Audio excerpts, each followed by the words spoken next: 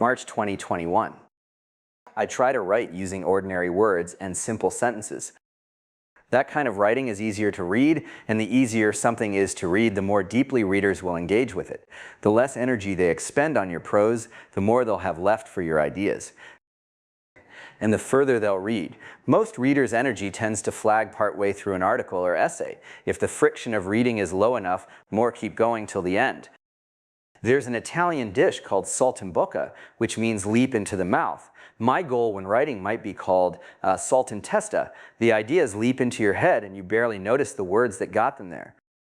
It's too much to hope that writing could ever be pure ideas. You might not even want it to be. But for most writers, most of the time, that's the goal to aim for. The gap between most writing and pure ideas is not filled with poetry. Plus, it's more considerate to write simply. When you write in a fancy way to impress people, you're making them do extra work just so you can seem cool. It's like trailing a long train behind you that readers have to carry. And remember, if you're writing in English, that a lot of your readers, won't be native English speakers. Their understanding of ideas may be way ahead of their understanding of English. So you can't assume that writing about a difficult topic means you can use difficult words. Of course, fancy writing doesn't just conceal ideas. It can also conceal the lack of them. That's why some people write that way, to conceal the fact that they have nothing to say. Whereas writing simply keeps you honest.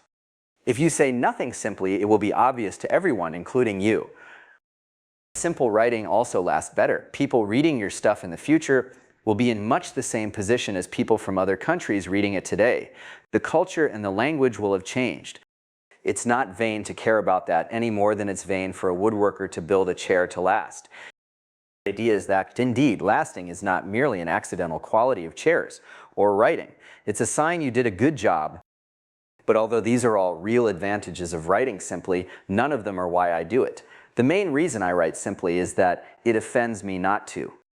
When I write a sentence that seems too complicated or that uses unnecessarily intellectual words, it doesn't seem fancy to me. It seems kind of clumsy. There are, of course, times when you want to use a complicated sentence or fancy word for effect, but you should never do it by accident. The other reason my writing ends up being simple is, the way I do it. I write the first draft fast and spend days editing it, trying to get everything just right. Much of this editing is cutting, and that makes simple writing even simpler.